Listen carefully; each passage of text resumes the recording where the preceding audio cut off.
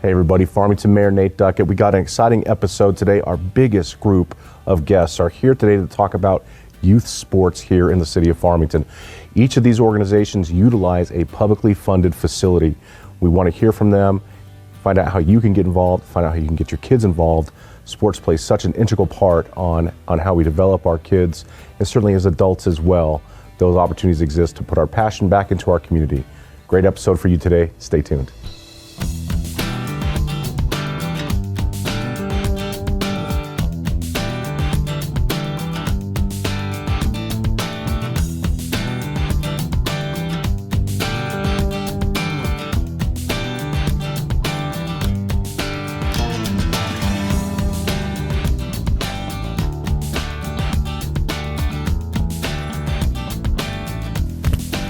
Hey everyone, welcome to the Mayor's Table. Farmington Mayor Nate Duckett with you today, and we've got a great group of local community volunteers that have joined us. This is the most guests that we've had on the Mayor's Table at one time, and I'm excited to have invited, and you guys have accepted that invitation, local leaders from our youth sports here in the city of Farmington. So I'll start with my right. Helena Thompson is wearing a couple of hats today, having worked with Four Corners Fast Pitch softball for so many years, and now also Farmington Amateur Baseball Congress, FABC. Nathan McCown with Four Corners Youth Sports. Thanks for being here today.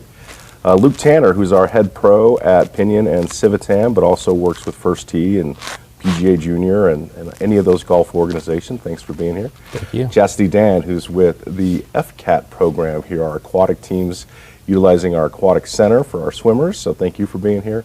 And Doug Mortensen, who's with our Four Corners Youth Soccer League, also the Farmington Youth Soccer League, correct? Or Farmington Soccer Club. It used to be FUSA, I think, back in the day. Yeah, that was one. There were actually two, and we merged into one. Awesome. So yeah, Farmington Soccer Club. Well, I'm just excited that you all accepted the invitation, and today's episode is really just a conversation about kind of the youth programs that are utilizing our sports facilities that are public sports facilities here in the city of Farmington. Missing today is the Boys and Girls Club, because we also have facilities there that the public tax dollars go to, but we're going to have them on a separate show. We couldn't get more than 6 on at one time, so that episode will be forthcoming. But I just thought it'd be great for our community to kind of get word from the local leaders of these organizations on, talk about the season, talk about the number of teams, talk about how people can sign up, and really for me is the importance that youth sports has played in my life and my kids' lives, my wife as well, and how that has benefited us over the years. So just a nice little conversation about it. Let's start over here, Helena, with we're now in wintertime. Obviously, we're not utilizing any of the Diamond Sports facilities, but we know those seasons will be upcoming here soon for both softball and baseball. Can you kind of give us a rundown of what those leagues look like? When do they start, and how can people sign up? Registrations are actually happening right now for both organizations. They close at the end of February. We begin putting teams together end of February, early March. We begin practices middle of March, and games start the end of April. So what websites work best for those? Four Corners Fast Pitch Association for softball, and then for baseball it's just fabc.us. Perfect. How many teams normally do we have? And it's obviously it's age groups that run in both leagues from, is it 18 down to? So softball has co-ed T-ball, which is your 3 and 4 year olds all the way to 18. And then baseball has 5 to 18. And then the senior division doesn't start till much later, but yeah. Very nice. Well, that's a big part of obviously the summer programs here. We'll get a little bit into tournaments as well, but right now I just kind of want to talk about how can people get involved in that. So, great. How they can get involved is everybody's always definitely afraid of being the head coach, but a lot of times I see out on the field, and personally for me in soccer, I'm out there on the field by myself as the head coach. We really need volunteers at the assistant levels as well. You don't have to be the person with the main hat on, but we need at many levels through both organizations. Well, I think that probably speaks to a number of the other organizations here. I cut my teeth coaching in soccer when my daughter, I think she was 4 at the time, and that was my first adventure into kind of coaching youth sports. And But I recognized, even after that, each year, just the cry that goes out that says, hey, we've got to have more coaches. If we don't get coaches for these teams, these players aren't going to have a team. All the other teams are full. And it becomes a real struggle. And I recognize for folks I'm really busy. I work a lot. My schedule may be erratic. But there are places that you can fill in within each of those teams to help support others who may be able to coach in that. So that is definitely a big part of it. I know youth soccer is going to be starting up here soon as well. Is winter the only time that we're not playing soccer?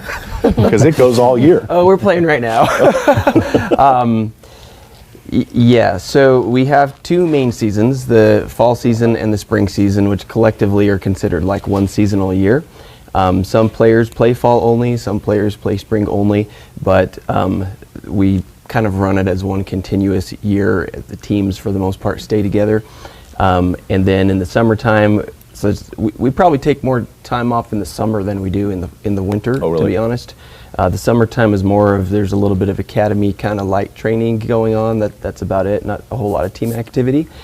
And then in the wintertime, after everybody kind of settles down with the holidays and whatnot, we do have some indoor soccer training and academy activities that the indoor soccer game, well, there's a few of them, but we do futsal, which is probably the biggest worldwide, and I think the quality of that game requires higher skill than just banging a ball around against the walls like some.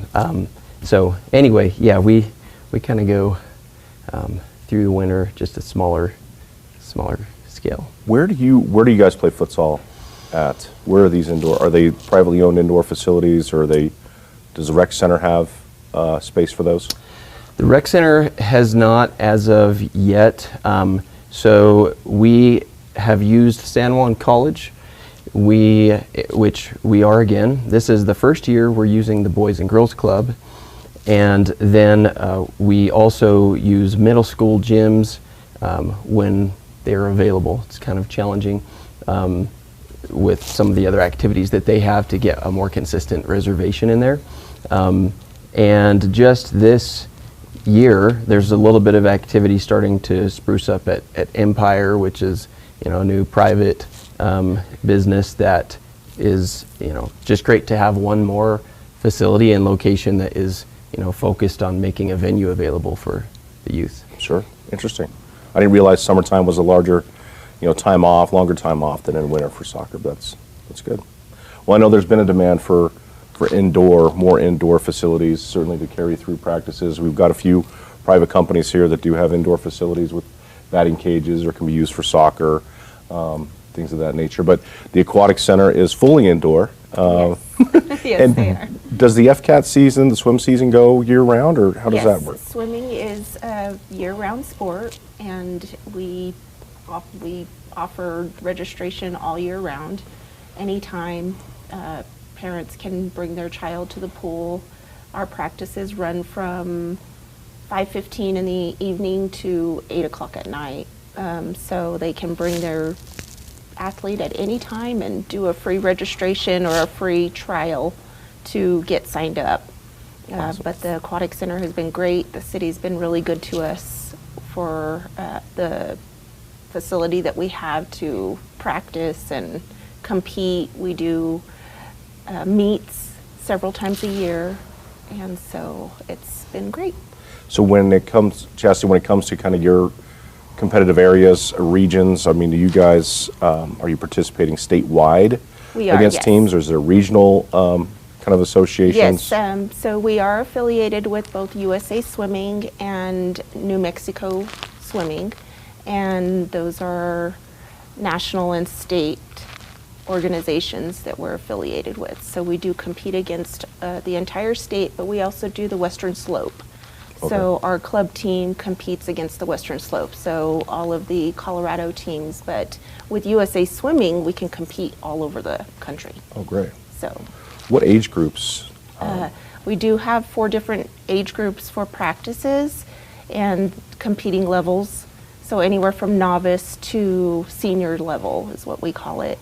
And so you have novice teams, so which is 10 and under, and then we have to about 4 years old, 4 years old to 10. And then we, 11, 12, there's age groups, 11, 12, 13, 14, and then 15 and overs.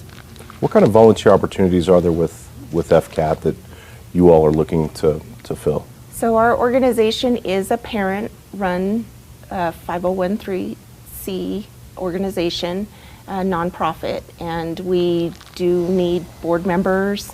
We also need officials. Yeah. That's what we call them in the swimming world, is their officials. And we do have stroke and turn clinics all year round. They can look for them either on the web, on USA Swimming website or our website.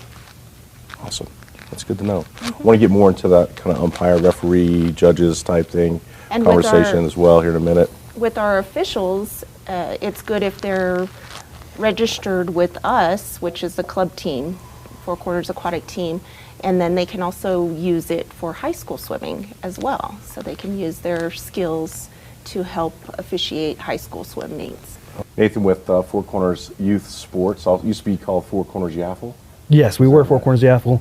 was Young American Football League. Yes. Yeah. Thanks for being here, and I know football season's over, Right. but that doesn't mean we're not planning now for the next season. Correct. Would love just kind of give us a rundown of kind of when your sign-ups begin and Sure. what you guys are Sure. looking for.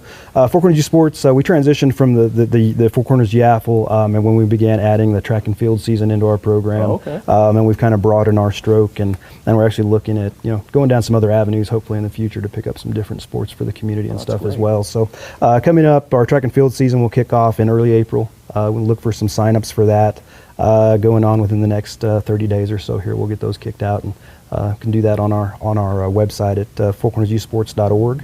Our track and field season, we typically run about 250 kids through that program here in the Tri-Cities area as well. Football season, we'll kick that off. Sign-up registrations and sign-ups for our football program should start off in late March as well, and we'll run that into the early June timeframe, end of May, early June. And then we'll kick off the season in early July with some conditioning camps, and then transition that into practices, and we pretty much coincide with the school year football schedule as well. So, and the football program runs about 1,200 kids throughout the Four Corners. We obviously work with Southwest Colorado, Southeast Utah as well, pulling teams out of those areas to put all these kids together and run a program. So, I think that's kind of the cool part too, that kind of Farmington is kind of that business retail hub, but also it's kind of the sports hub when it comes to pulling all of those Right. Four Corners resources and teams and people together. A lot of that has to do with the availability of fields and the quality of those areas. But I in whether it was in soccer, baseball, football, golf. I mean, in Luke, does golf, is your reach also in the kind of the Four Corners general area? Yeah, I mean, we get kids from all over, from Durango, from Kirtland, Shiprock, all over. And for golf, are you utilizing any of the other facilities in Durango, Cortez for your tournaments? For a program we do called PJ Junior League, in the summer we travel around the entire Four Corners area and play matches at different courses, and Hillcrest in Durango and Riverview in Kirtland and just all the courses around here. And it's a great. cool thing because it gets them out and seeing different courses. And Sure. Well, I think that's one thing I value a lot about Farmington in general, is just the quality of those facilities and the parks and, of course, the people. But I wasn't aware that you all had expanded into track and field, so Yes. that's excellent. You said 250 participants? yeah, we run about 250 kids What are each the spring. age groups there?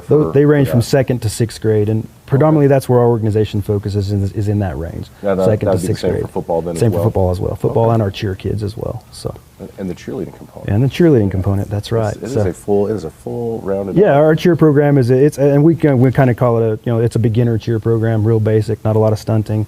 We've got some great coaches and some great people to help us out there as well. So kind of get the girls and boys interested in that aspect of high school sports and stuff. Absolutely. Well- Start growing them. So for what you're looking for right now with track coming up, is there volunteer opportunities there, people that you're looking for? Adults? Most definitely adults, coaches as well, assistant coaches, folks to come in and help our, each one of the communities typically has a head coach of some sort, and then we obviously need a lot of volunteers under them. The big token with the track and field is running a practice.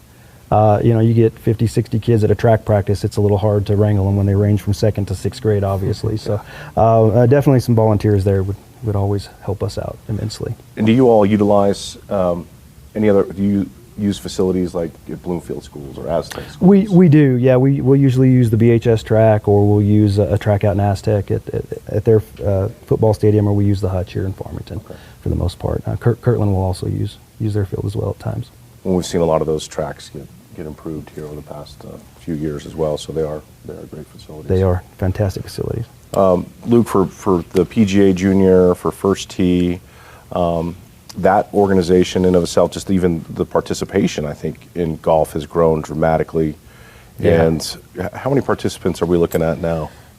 First Tee through the year, probably 200 to 250, and then Junior League, probably close to 100 to 150. There's a lot of kids getting involved, which is great from all ability levels. Right. And if folks were interested in getting their kids engaged in that, what do you recommend for them? If your kid has never played golf before, I recommend First Tee to start. It's sort of a beginner golf class that intertwines life skills and golf skills, and sort of just gets them a start in golf, and they can, kind of gets them a baseline, and they can take that for wherever they want to go, on into Junior League, on into high school golf. They have a bunch of opportunity. Yeah. Well, I think what's great, and because this is kind of each of these leagues have that really young component to it, watch them go all the way up into their high school years. For you all who have been in this for a long time, seeing some of those players who've grown up and watched their skills develop, and knowing the hand that you've had in that, and your volunteers have had in that, that has to feel good. And when I talk to my kids, whether I was coaching soccer, baseball, or football, there was two words I used a lot, and that was attitude and effort. And that attitude and effort component has to go beyond just the players, it has to go to the parents as well. And I want to make sure that we kind of spend a second on that, because it's important to me, if we're going to talk about youth sports, the need to encourage people to be the judges, the umpires, the referees. And I know that there's a stigma out there because of parents who come to games very passionately, and they express themselves very passionately. And these volunteers who are out there, and I know some of these referees, the umpires, some of them do get paid, but for the most part, many are not. They are volunteers, and the coaches certainly are not paid individuals in these youth leagues. They are volunteers. There's a sign that used to be on a meme that said, if you haven't volunteered, you have no right to complain, or something like that. I can't remember. It was like posted on a backstop in a baseball field. But I want to just spend a second, if you all would mind, just kind of talking to me about what you do to, maybe encourage people to coach or referee, and then the training, and Chastity kind of talked about some of that a little bit with the officials for swimming. But what are your investments from a league standpoint into those folks to make sure that they kind of have the tools in the toolbox to do those jobs? And I'll start, Doug, you want to kind of kick it off? Yes. So as far as getting parents involved as coaches, referees, typically the way that it starts is open registration for players.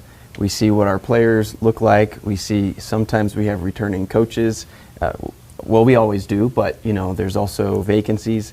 And then, like you mentioned, the emails start to go out, the phone calls start to go out, that we need people to just step forward and volunteer. We do have some trainings that we do at the beginning of each season, and try to give some continual resources and direction throughout. I think once that the seasons get up and going, it becomes a little bit more of a self-driven by coaches in terms of how engaged they will go in terms of their degree of education. But we are there to support them. With referees, it's kind of a similar thing, where we mostly pull from our own membership, communicating out to parents looking for volunteers. And like you said, they get paid, but really, like, referees are basically volunteers. It's the only way that we can get them to volunteer for the most part, is to pay them something to be willing to get out and do that. And if they want to get more information or get involved, they can go to fcysl.soccer, and there's a page there with the contact info to, get their name on the list, and that way, as the trainings and information start to get underway, they'll be included. That's good. Flynn, is it similar kind of with softball and baseball? I know particularly there that because of the age groups, and this is the same with, I think, with everybody. I mean, you've got teenagers who are the umpires calling games for the younger leagues, and wow, I mean, they were even doing some of the middle leagues, but That's so in baseball and softball, actually, the majority of our officials and our scorekeepers are pulled from our younger generation, from your high school kids. Even children or kids who don't play in the sports, they still are drawn to come in and, yes, make money. That is a big golden ticket for them, but learn something new, keep them busy, make some extra money for the summer. And that is one thing I would like to stress on, is having these adults and coaches sometimes yelling from the stands, yelling from the field, across the field at a 15, 16-year-old umpire. right. To please keep that in mind, is they don't have to be out there. Yes, they're paid, but they don't have to step out there. They're doing a great service for us. Well, and the coaches, so much of this, and the coaches I know have these conversations with their parents like, hey, listen, let me handle those umpires. Let me deal with that. The big picture view as you get older in this, and I would hope that we should kind of share this, is that these aren't life or death moments in these games. And I know they're very important at the time, and you can get very heated on things, but we have to really keep things in context and recognize that we as adults are setting an example for these players as well, and for the kids who are in the stands, of what is the appropriate behavior to have in a youth sports event. That's my favorite thing to say to these folks, is that I can promise you there are no scouts sitting in the stands at your 8U, 10U, 12U. There are no scouts here in Farmington watching those league games going on right now. Right. But the need for well-trained umpires and referees is real. And there's a lot of resources, I think, that are out there. I mean, obviously there's state organizations, national organizations that are provide those trainings. But, when I first started coaching youth soccer, I mean, I bought a book from Hastings on, soccer drills and, different things, and it kind of drew out my plan. Now YouTube plays such an important role. There's so many great resources, and I would think from an umpire, referee, officials, there's got to be a lot of training, free training, that's just available online. Does anybody utilize that or push that out to their groups? Nathan? We do, and I'll talk to our officials as well here. Fort Worth Sports is extremely blessed, specifically with our football program. We draw from the same pool of officials that most of the high schools around here do for their football referees, and that has been a game changer for us in how we're able to operate our program. These guys, they may do a game on Friday night in Theroux, wrap up at 10:30, and they drive up and they're here in our fields at 8 o'clock the next morning, ready to work 5 games for us in a day sometimes, and so they're all, we got the same guys working a second or third grade youth football game here in Farmington, and they're also officiating state football playoff games for us. So these guys, we're very blessed to have that group working with us. Fort Worth Youth Sports does pour into that. We help provide facilities for them. They meet, weekly throughout the year on Monday nights, and they do bring folks in. They're training constantly. They're going to trainings. They're aligned with the state and national organizations as well. So it's been huge for us. Obviously, we can always use more. Right. No, there's no doubt. But whenever you've got folks that are of that caliber, it helps us bring more folks in. We're getting kids that are 18, 19 years old that are wrapping up their high school football careers. They're looking for something to stay involved with, so they're either able to come and assistant coach with us, and then they may officiate as well on top of that. So it's been really huge for us to be able to do that and generate more really talented folks to start at the base level of the organization and stick with it. Because if we can get them back in, if they're staying in this community, they're coming back into organization. Whenever they're hitting that 24, 25-year-old mark and they're having kids, they're going to hit 30, they're going to come back and coach. Sure. And they're going to stay involved throughout. So, and that's what we're looking for, trying to drive that longevity with our volunteers as well. So, You're just thinking about this component of it, because I can remember the first coaches that I had playing Little League up in Denver. They weren't parents. They didn't even have any relations to any of the kids who were on the team. They were just individuals who loved to coach and wanted to stay in the game. And as I've come up, I've noticed less of that. It's usually very much parents involved with their kids, coaching those teams. How do we change that kind of dynamic? Or are you seeing it change at all in any way, shape, or form where it's just individuals, like you said, and I really like this component of it. Those kids who played sports in high school and then now they're out of it, those kids have such an impact on those younger players, and getting them involved on the teams to be able to see somebody that you can kind of relate to more, and the energy that comes from those younger guys and ladies really is important. Right. And is there any type of outreach that your organizations do to kind of harness in some of that? I'm just wondering. And maybe this is just the message out there right now, if we have anybody listening that's... We actually have a couple of young ladies and young men that have come back into both softball and baseball. I have a group right now in softball that they said, where do you need coaches? We're back here working now, need something else fun to do on the side, so we'd like to coach a team or two. I love it. Yeah. Yeah, we have a lot of kids that graduate high school and either go play college golf or go do something else that, you know, have played high school golf that come back, and they'll help us with our first tee program or junior league programs or whatnot. And, you know, those are the people that those kids relate to more than anybody, and they get excited when there's a 19, 20-year-old golfer that comes and helps us, you know. So it definitely is a draw, that's for sure. Yeah.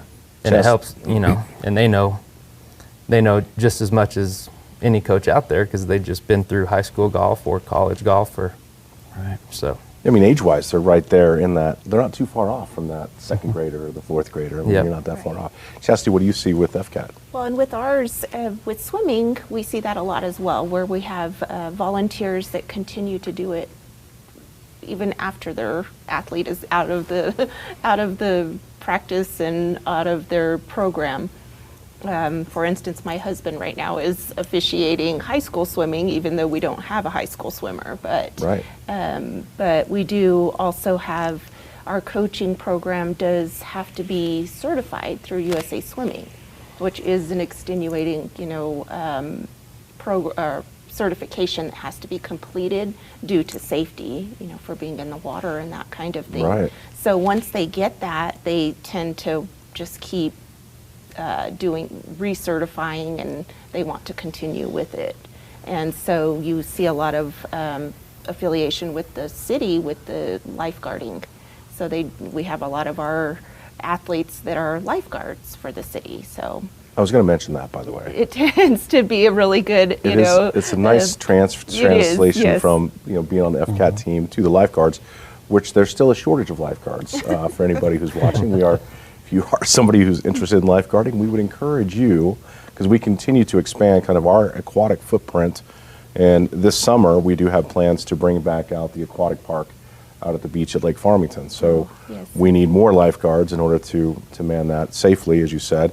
But you mentioned something about certifications, and I know particularly with football, having been a football coach, the background checks required for baseball, and I would imagine everybody has to have background checks now to be considered a coach in any way, shape, or form, or a referee. But for particularly with football, you have the concussion training you have to go through. Maybe there's another one. So yeah, we've got our alignment with USA Football. We've got concussion training, heat preparedness is a big thing was because another some of them kiddos are, you know, they've been on summer break, they're not doing a lot, then they show up to play, you know, conditioning camp in football, and it's a game changer when it's still 90 degrees out in August and Sure. practice is kicking off and that kind of stuff. We also bring folks down from our middle school programs and our high school programs. We've got them embedded in our program well enough. We're kicking off this year some coaching trainings. So if you haven't coached football before, we can bring you in at a level that, you know, we'll work with you. Get those volunteers in there. We can help you put a program together, not just from a, you know, X's and O's standpoint, but to run a team, to deal with parents, to handle issues, you know, and overall team organization as well and stuff. So we definitely have a lot of avenues out there to get you up and off your feet and running, and hopefully we can keep you sticking with us for quite some time. So, Doug, do you guys have any of those kind of training schedule, or particularly for coaches as well? In regards Like to coaches camps maybe, or something like that? Yes. So we have, for instance, toward the end of this month, we have coming up from Albuquerque, Rick Flores, who is the New Mexico Youth Soccer Association Technical Director, and he's also a national certified trainer or coach educator under the U.S. Soccer Federation, and he also is author of some of their curriculums.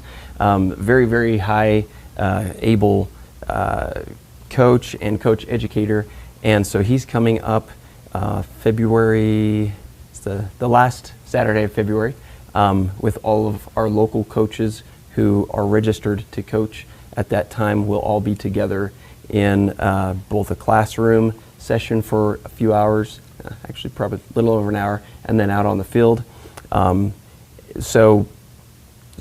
Anyway, yeah, we do. That's great. FCAT similar, I mean, anything like that that's in person? We actually have one coming up at our meet on the 20th. It's a Saturday afternoon. We will be doing a stroke and turn clinic. All right. So that it will get, that's the initial officiating start to get started as an official, is to become a stroke and turn official. Interesting. Those are two terms I've never ever used in my, but I'm picturing it now. Right? Yes, yes. Stroke and turns. Luke, anything in particular with because the golf coaching component it's a little different. Yeah. I mean, much of the match play is very much self-governed with the players and the parents who are involved there. Yeah, and for volunteers for First Tee, there's a program that they can go through, or that they have to go through in order to help with First Tee. Good.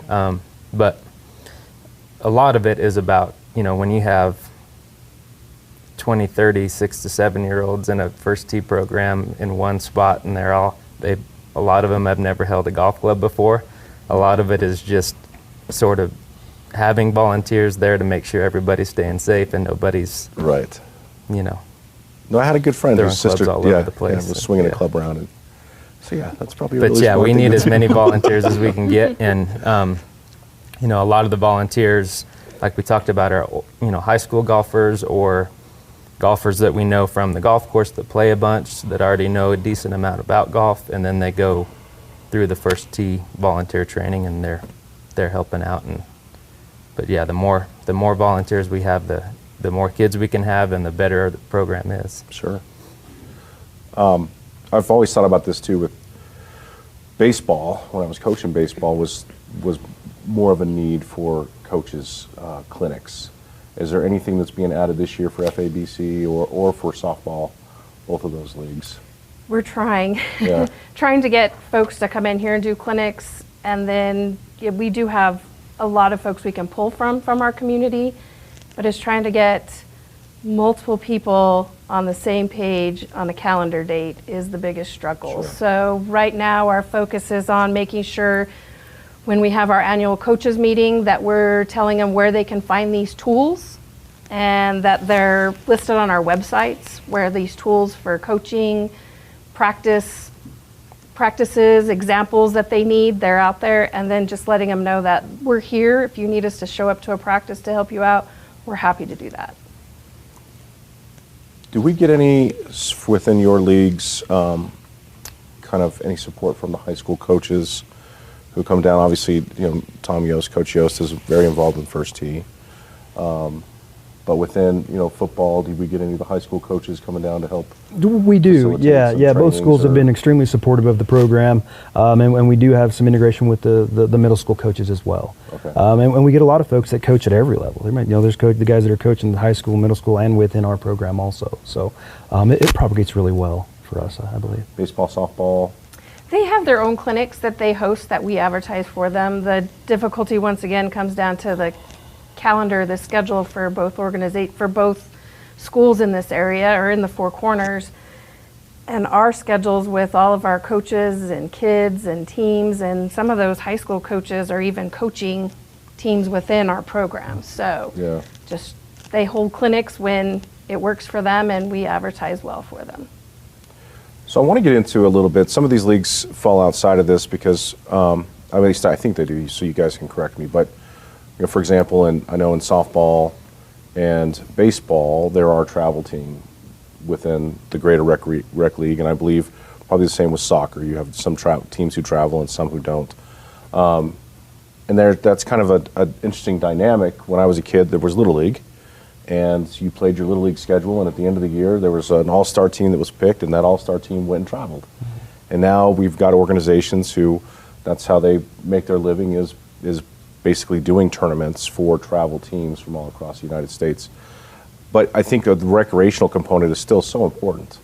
What we call, I would say, a developmental league maybe is how we've used that term before in the past for baseball or softball. We got to introduce the kids at some point, and not every kid's going to jump out there and be able to throw a baseball or kick a soccer ball at a level that's, would be considered quote unquote competitive as those leagues. And on football, I don't think there are any travel. I mean, I guess they do have tournaments. There's some tournaments that come up late fall. And then some of those teams probably Some of them will decide travel. to go to Yeah. that. But the travel component for baseball, softball has really become a very interesting component to it, because in those situations, in a traditional recreation league, you've got a pool of kids, you've got coaches who want to volunteer to coach those teams, and then those kids are assigned to teams. Whereas a travel team is a coach with kids they just play together all year long. And a lot of times intermixing those two things can be very difficult, and it can lead, if you have travel teams participating with recreation league teams, sometimes it can be very lopsided when it comes to talent on that. So I don't know where I'm going necessarily with this question, but it's it's an important conversation that's happening right now, I think, all across the United States when it comes to youth sports. Well, just like with soccer, it's finding that balance that works for what you have going on in your program. They have enough kids to draw on to actually do several different programs, whereas with softball and baseball, we're kind of limited. We can't really say, well, we're just going to have a competitive league. We're just going to have a true league team. So we've put in some checks and balances. Some folks like them, some folks don't.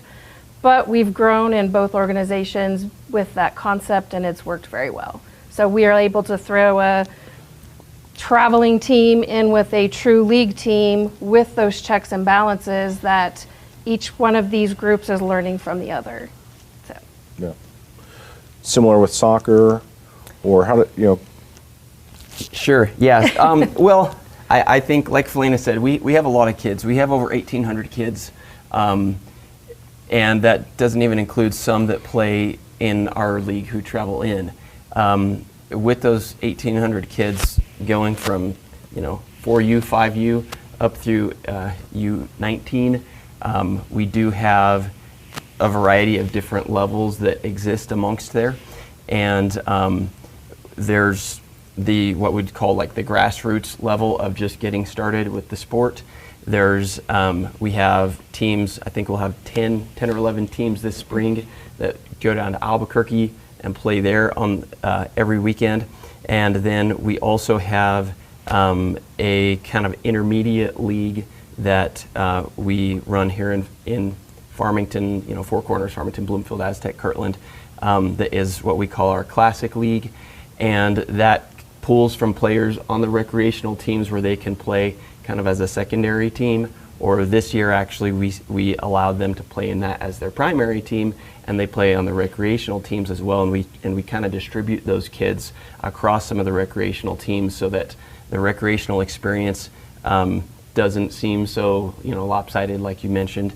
And I think that it's been a good program for us because we have grown in participation, year over year for probably, at least 6 or 7 years.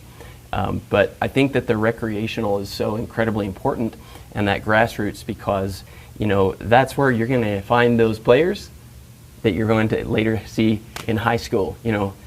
High school players don't typically just start the sport in high school. Most of them have been playing for a long, long time. And so, keeping a focus on that base of grassroots and recreational while finding a way to develop, whether it's tiers or layers or however you do, so that as, players progress along there, we don't find ourselves down the road saying, oh, our base has been neglected, we kind of have to start over, we have to rebuild, So yeah, that's kind of where we have been with soccer for the last, 5 to 6 years at least, and I think it's worked pretty well. That's great. It is so important to me, thinking about that. sustainability of the leagues, and keeping players funneling through there so that the leagues can keep carrying on, and the importance of having that very, beginners kind of part of it up to the advanced leagues and age groups, helps maintain that league in many ways. When it comes to the governing bodies of your leagues, I imagine each of you have a board associated with it. Does First Tee have a board? First Tee has a board, yes. Yep. And again, when we talk about sustainability, having a continual, board that's engaged and also has fresh blood coming through it, so that we can continue to encourage people to serve on those, because the boards make a lot of important decisions. And they deal a lot more on the level of dealing with parents' questions and coaches' questions and different things that occur throughout the seasons. How do you guys, are your boards healthy? Are you looking for board members? Is there opportunity there for people to get involved, and how would they do that? We actually just filled all of our positions. So it's usually reaching at social media blasts. We need board members. If we're really desperate, we'll actually start picking up the phone and calling folks within the league. That's usually how we fill our board positions. Right now, our biggest thing for both of our organizations is finding social media people to promote us on social media. That's an interesting thing too, because I need one of those folks. Because I don't want to do it. If somebody else will do it, that'd be great. So, I wonder, there's got to be high school kids or interns who would help do those kind of things. I don't know if interns work in a nonprofit sports league, but you got to find somebody within that league should be able to help out. And then they can call me, because I could use their help too. How are things with Four Corners Youth Sports? Four Corners Youth Sports has been very blessed in that aspect as well. We've got guys that are very tenured within our board. We always are looking for more help, obviously. But most of our folks have either coached in the program or been on a board level for, 10, some of them 15 years. And they've stayed consistent, and I think that's been one thing that's helped us to maintain where we're at, and also see the growth we've seen and manage those relationships with the outlining Four Corners region. Is we've had the same group of folks, and we do things in a systemic manner, and we're consistent. Yeah. Because when you're dealing with, because we deal with other boards on a regular basis as well, that some of these communities have their own boards, and so they come in, they play with us for a season, and whenever you start dealing with that, it needs to be consistent no matter what town you're dealing with, no matter what kind of problem you're dealing with. But in order to get heavily involved as far as our board goes, what we do is we bring folks in at a coaching level, they coach for us, and then we'll put them up at like a town rep level. So a town rep is the guys you see out running the games on a Saturday. Those guys are setting up fields, tearing down fields, handling paying officials, handling any parent issues that come up at the games, medical issues, any of that kind of stuff. They deal with that. They get their feet wet dealing with that, and then we kind of promote up from there in that manner. Wow, that's great. Yeah. First Tee. Ever since I've been involved in First Tee, they've had a great board. I mean, really respected people in the community, parents of high school golfers, just kind of people that have been involved in golf for a long time. And some of those people volunteer in the First Tee program, so it's always been a good board ever since I've been involved. Yeah. So, how's FCAT? We change boards pretty often because our board can't remain the same due to athletes graduating or no non-members. You have to be a member of FCAT to be on the board. So we're always looking for board members. Okay. Yeah, and we do monthly meetings every second Tuesday at the Aquatic Center. I was going to ask that too. So monthly for you all. Flanny, you guys monthly for both boards? In season, monthly, off season, quarterly. Are these public meetings, by the way, for your boards where anybody can come and talk? Yeah? I believe so, yeah. Okay. Open meetings. Yes. Open meetings. I don't know if you all advertise those or anything, or just kind of within the organization, people know, but Doug, you all monthly meetings? We're monthly, and we usually always have a little bit of room for more help. Sometimes we have a lot of room for more help. Right now we're probably more in the little bit of room, but we also do see a bit of a cycle, like with high school, kids getting up into high school or beyond, and the parents that were involved in them kind of phasing out. And so we do need to have a continual process of, finding more people to volunteer and participate. And I think that's incredibly important that people step forward and help in those ways. Yeah, for sure. Well, it's a great learning experience too, by the way. That's one thing I've come to appreciate so much is the different levels of boards or within the organization, whether it was a coach or on a board, getting that bigger picture view of what's really happening. I mean, listen, and by the way, I've been a coach who's yelled at an umpire before, so I don't want to be, I'm going to be a hypocrite here.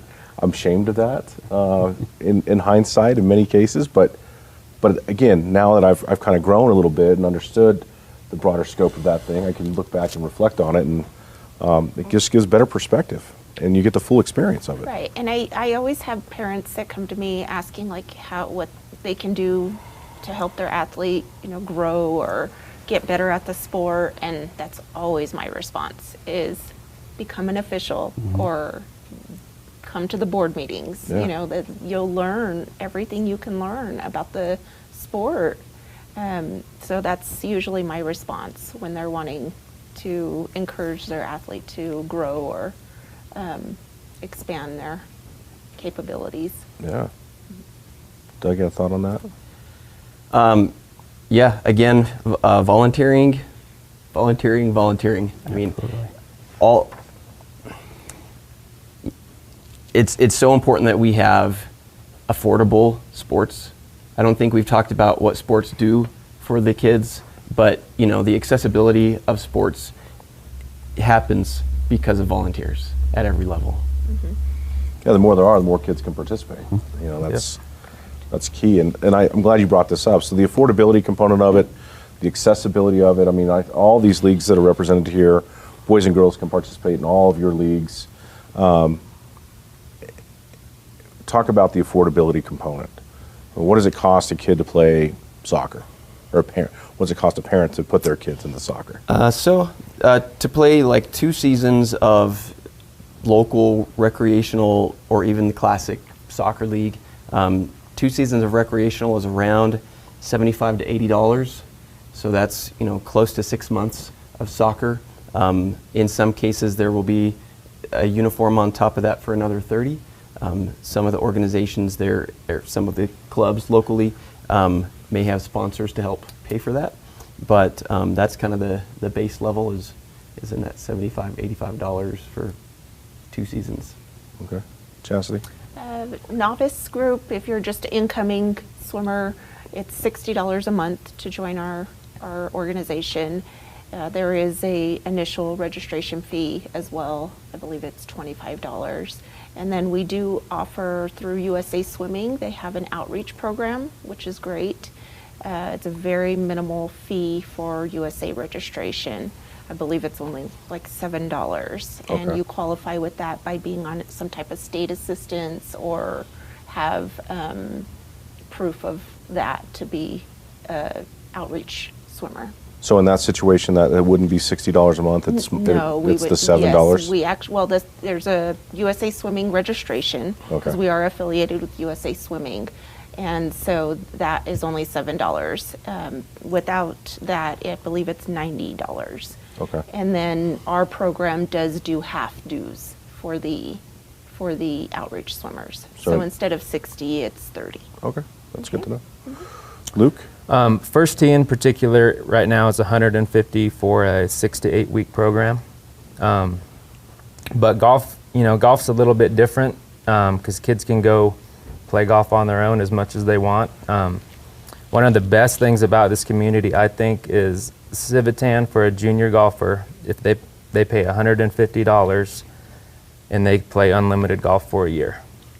If they pay $350, that includes Pinion Hills and Civitan unlimited golf for them for a year. So, I mean, there's just a lot of opportunity for kids to, once they've kind of gotten their feet wet in golf, they can sort of take it as far as they want to take it. I mean, they can be at Civitan all day in the summer, every day if they wanted to. And that's 18 and under? Yes. Okay. Yep, 18. And there are scholarships available for first tee. So those are available too. But, I mean, when I was growing up, Civitan was like my parents' daycare. I spent all day there, and there's nothing to say kids can't do that now. And So- I'm at each golf course every day. Right. And it's not a coincidence that the kids that I see at the golf course every day are the kids that are getting better and better and better. Yeah, of course. I wanted to break 90 last year, and I realized that to break 90, you have to play golf more than That's right. once every other week. You've really got to put some time into it. Yep. I think I may have gotten worse last year. I don't know. Nathan, for your leagues, Sure. So our track and field and our cheer programs run 75 a kiddo for the full season. for the full season. That's right. And then our football program runs 150 a kiddo. Okay. The football program, you're going to get helmet, shoulder pads set up along with that, which, you know, if you're buying that stuff outright It's at Dick's or expensive. somewhere, it gets pricey really quickly. So that's one of our biggest challenges as a board is managing that equipment, keeping good equipment in store, keeping it reconditioned as often as it needs to be, and then also keeping our price points where the folks can come in and play with us. We've been extremely blessed by the businesses in the community. A lot of our teams, they'll fundraise, get their team unis, that kind of stuff. And we haven't had a season yet in my 12 years with Four Corners Youth Sports where we've had somebody come to us and say we cannot find a sponsor to help our kids out. And so we're very grateful for that. Year after year, these folks show up. No matter what the economy is doing around here, they show up year after year for these kids. And so we're blessed with that. I wanted to get into fundraising too. 'Cause it's such an important part of and what keeps these. One more leagues piece with going. us is we had historically done in-person registrations. We were fitting kids, putting equipment on them and stuff. We transitioned to an online only registration, and then we fit the kids afterwards once we get head count in. And then we'll also have payment plans available as well this year. So no signups at Dick's Sporting Goods this year? No more signups at Dick's Sporting Goods. No. Last year we transitioned to online only, and it was a bit of a change because Dick's would call me every Saturday for most of July and say, I got about 10 guys here standing here looking for you, So, well, Right. send them to the website. So. Right. But the online deal was much more accessible for us. We can get it out through the Facebook channels much easier. I think we had a much broader reach. So we definitely saw some growth because of it. So it helped out. Felina, for your leagues, what kind of costs are we talking about? They're kind of mirror each other. They range from 50 to 125, and it all depends on who needs which ones, which groups need officials. If they have officials, it's going to be a little more expensive for that age group. The younger divisions, we provide a t-shirt, equipment to the team, so it just depends on that. For when it comes to scholarships, it's because of the community that we actually are able to provide scholarships. So those businesses that you see, their signs, back of the t-shirts, they're not doing it for free advertising. They're doing it to help the kids out, and their donations to all of our organizations is how we provide those scholarships to the youth in need so that they can step on the field. We can go out and buy them equipment so they're on a same level playing field as the kid next to them on the bench. So I personally want to thank the community for that. Yeah, fundraising is, I think a lot of parents, and I've coached for a long time, you get a lot of parents like, look, I don't want to do that. Can I just write you a check? Because I don't want to have to go out and ask people for money. And I understand that. However, the organizations, the individuals who each year, regardless of the economy, are always putting the money into these kids deserve a big thank you. We have talked at length here in the past just the impacts to nonprofits when you lose, companies like ConocoPhillips, BHP, P&M, that had just a big corporate role in providing a lot of monies to youth sports and other nonprofits. Well, guess what? All that's happened is we've had others come behind, or others who've increased what those donations look like.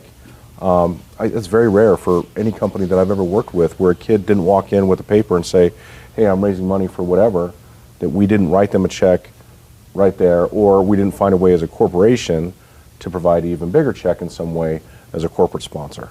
So certainly, I encourage that because it's so important that look, youth sports, for what it does for these kids over the long-term component of their life, teaching them those important characteristics of teamwork and resiliency and dedication and discipline, and at least I hope that's what everybody's getting out of it. That was kind of my hope as a coach. I know that's what I took away from it. Certainly my social skills and trying to build myself and to be a leader in my community, I think started in football, or it started in baseball for me. And so those things are important. And the corporations and the companies and individuals who say, look, yes, I get it, and I'm going to continue to donate, it's huge. And do your leagues put on any, I know the teams will do fundraising. events? Do the leagues do any fundraising events per se of any kind? I don't know. We help our league when a coach comes to us and says, I'm struggling trying to find a sponsorship for our team to get our uniforms. There are things in our community, there's opportunities out there, so I usually send them to the VIP incentive program for one way to No, that's great to bring kick that up. off with raising funds and get him started on how to do it. Talk about VIP, because I don't think we've talked about that on the show, and that's a unique The program. VIP incentive program, I'm not on their board or anything. I'm not trying to promote No, that. but They've it's- just done a great deal for Right. the teams in our leagues. Is if it's also promoting the youth going out in the community and volunteering themselves in the community. So a team will go out, they'll go to the senior center, they'll offer to sit with the folks, clean up things, and the VIP incentive program, you just present to them what they've done, and they will do a donation back to that team, and then that's how and it's also, once again, because of the businesses in this community that donate to the VIP program. So we've had our team participate in the VIP in the past, and trying to think, it was a big conference, and our kids just made sure that all the trash was taken out. That's what they did for a whole day, and I think we raised somewhere like $200, $300 for the team. And that goes a long way when we're talking uniforms, or if you're a travel team for travel costs. That's a big chunk of money. But there is like a playbook out there, I got to think, within the leagues to say, okay, here's some ideas of things that you can do. Raffles have become a real big thing for teams now to raise money. And I know during Super Bowl season, people will sell Super Bowl squares. I'm not sure if that's legal, so I'm not advocating for that. Just know these things are going on. And of course, you got your car wash, you got your bake sales, you got the chocolate sales, you've got, what other things? Golf tournaments. Golf tournaments. Oh yeah, that's been a big one. Yep. Yep. First Tee does a couple of those a year, and those, golf tournaments are always a good fundraiser for any kind of organization. Yeah. Anybody else doing golf tournaments for their leagues? Because I know high school FHS sports. football does. Yeah, the football teams do. A lot of them. Yeah, there's golf tournaments every weekend all summer long for those things. Any other kind of, The Aquatic Center or the city has allowed us to do sign sponsorships for our program. And so any organization in the community can put up a sign for advertisement on the wall of the Aquatic Center. And so we offer that for $600 a year. Interesting. Yeah. Lots of opportunity there. Nathan, anything else for? Yeah, we've done some sports? similar stuff. Sign sponsorships. We have a similar scholarship program where we'll give away some extremely discounted advertising through our Facebook channels, our websites, that kind of stuff, to get some businesses to come in and help some of these kiddos that are looking for scholarship money and that kind of stuff. And then our board of directors, we all sponsor kids each season as well, doing that. So, and we would have quite a few different fundraiser, raffle type stuff and things whenever we would have some tournaments up here. Football tournaments are, they get a little far and few between, but we did have a season, and it's quite probably, 10 years, 15 years ago, where we had quite a bit of that. We've tailed that off, but we're actually looking to do some more regional championship type things. We're working with a couple of different football organizations in central New Mexico and north central New Mexico to maybe look at bringing some of that back as great. well. So yeah, and obviously we want it centered here in this community, of course, because we don't want to travel, right? Yeah, but Well, I know I did a tournament for football when I was in 7th grade in Vegas, Yeah. Las Vegas. that's a big one. Which was It's a blast. Yeah, it's a it blast. is.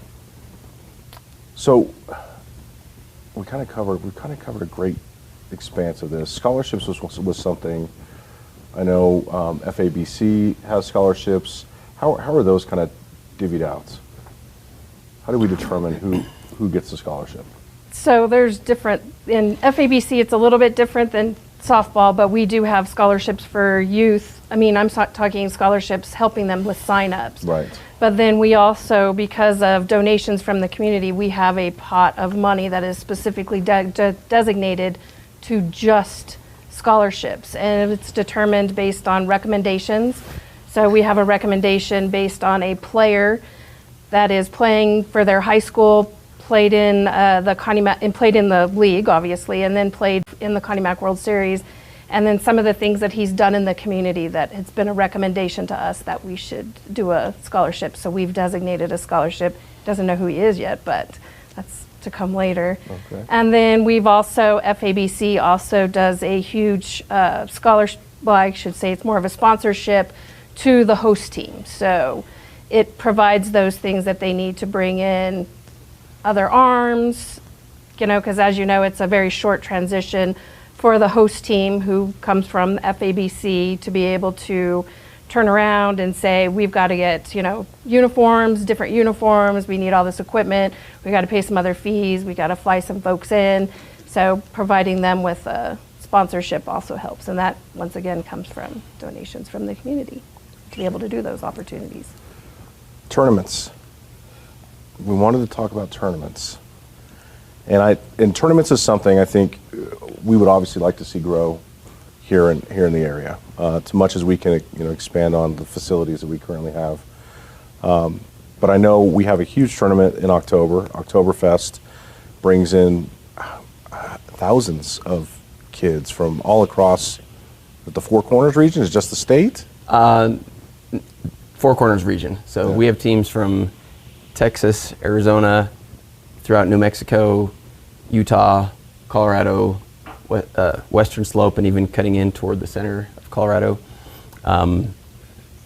Yeah, it's an awesome tournament. And, you know, I'm not an economist, so I can't, you know, put my finger on the value to the economy precisely, but I think that, you know, it really is something that just hits all these facets. You know, it's good for the kids. That's first and foremost. That's why we do it. I think it's good for the economy, and it's just a fun and exciting experience altogether. Well, I think economy-wise, if you think about all the parents and everybody who's coming with those kids, many times grandparents, sometimes siblings and friends, they've got to eat somewhere. They've got to stay the night somewhere.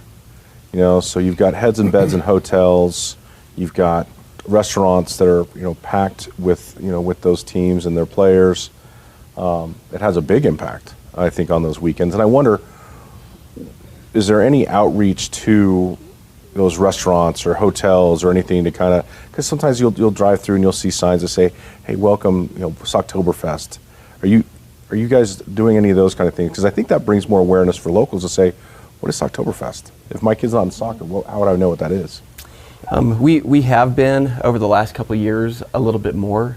Previously, I don't think that we had, but, you know, we now have a few more restaurants that either mostly know about it, either because we approach them for sponsorship, or especially the ones that are nearby. We just say, hey, just so you know, you probably don't want to run out of meat by 2 o'clock this year like you did last year. There's going to be thousands of people on fairgrounds and the college, so be prepared. And they've appreciated that because it's good for their business. It helps to serve, you know, all of the participants and families who come in. So yeah, we're growing our efforts in that. So we're going to put a little plug here for any of those restaurants that are watching this, the owners.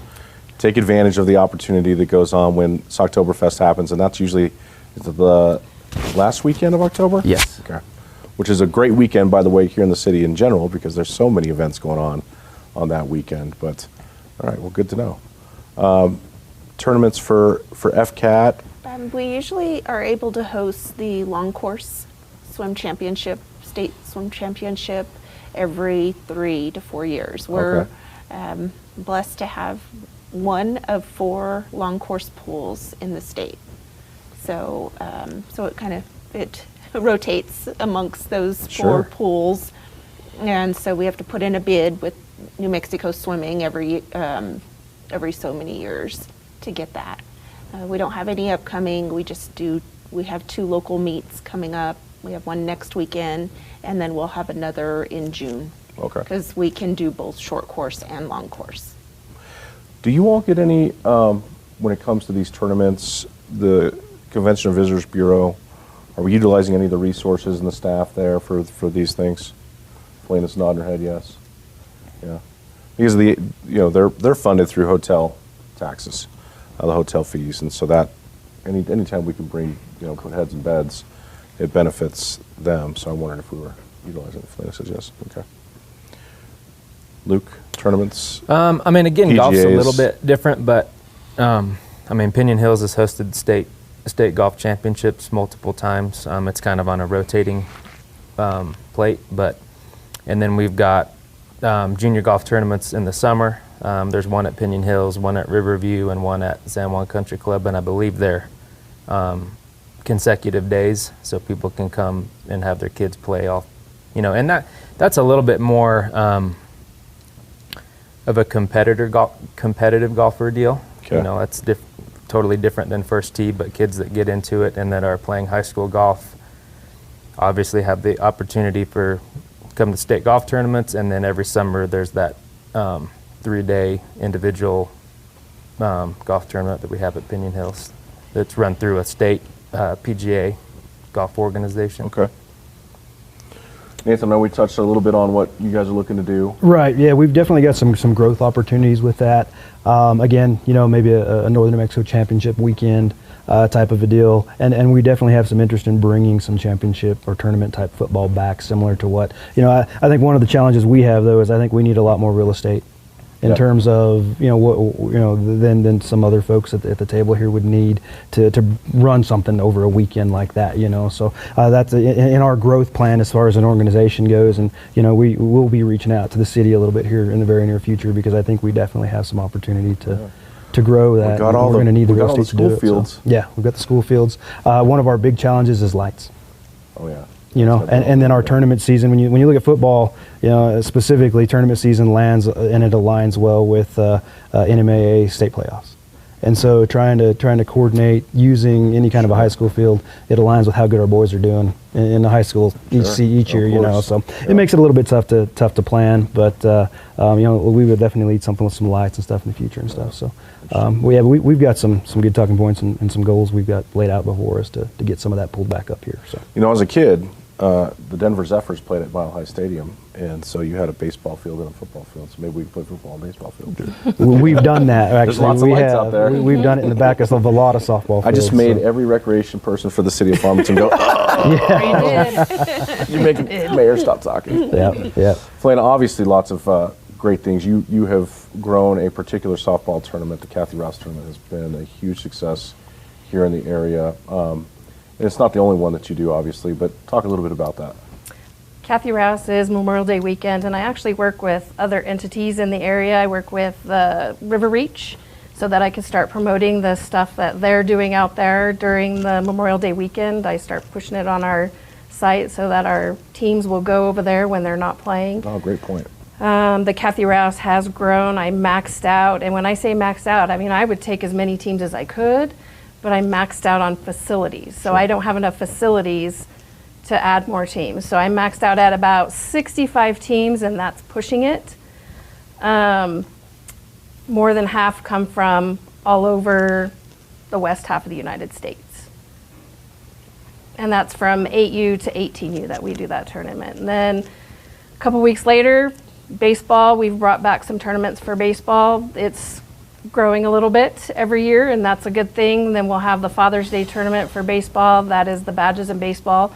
All funds from that, which is the more you grow, the less you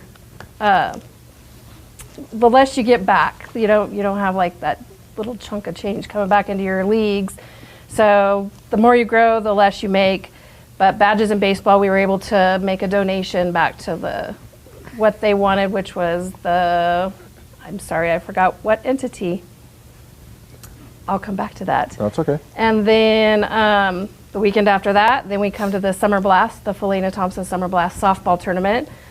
That is also starting to grow on me. I think I had 58 teams last year. Wow. So that's also starting to grow on me. I do have to compete with the Goliath tournament down in Cruces, but what's nice about that is the Albuquerque teams, they'd rather come up here, they say. So I probably shouldn't say that, but anyways, it's a promotion for us. And then the weekend after that is the Danny Carpenter Memorial Tournament for baseball. And then every other year, we actually do get the state tournament for the girls for 8s, 10s, and 12s. And we get that back again this year, and that will be July 14th, 15th, and 16th. And that also has about 60 teams, because that's where everybody in the state wants to come. And then I'm allowed to allow the Northern Colorado teams who participate in our league to also participate in the New Mexico USSSA state tournament. Okay.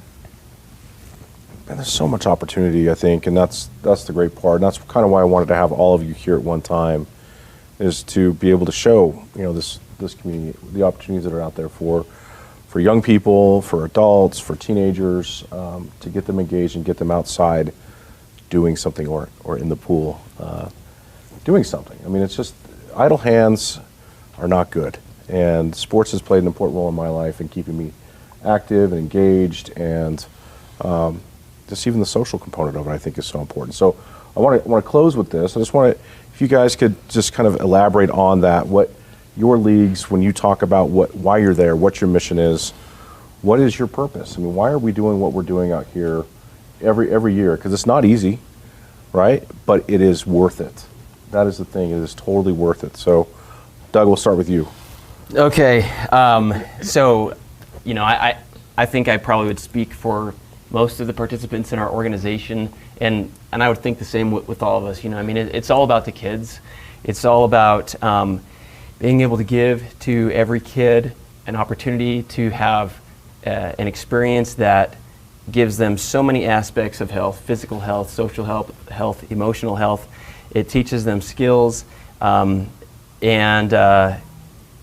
bringing them together regardless of their backgrounds, regardless of demographics, all these kinds of things. Like, all that's thrown off the table. They come together, they're part of an organization, they're part of a team, we work together, and we grow, and they have these experiences. I could go on and on about individual kids who, as they got involved in the sport, their anxieties that they've been struggling with at home or in school have become under control and almost non-existent. And parents talking about how, wow, my kid is like a normal kid again. And so, those things are all there. But just the amount of positivity, the health that the kids get. And of course, there's the future leadership as an adult. Most business executives in the corporate world today, they played sports in high school or in college.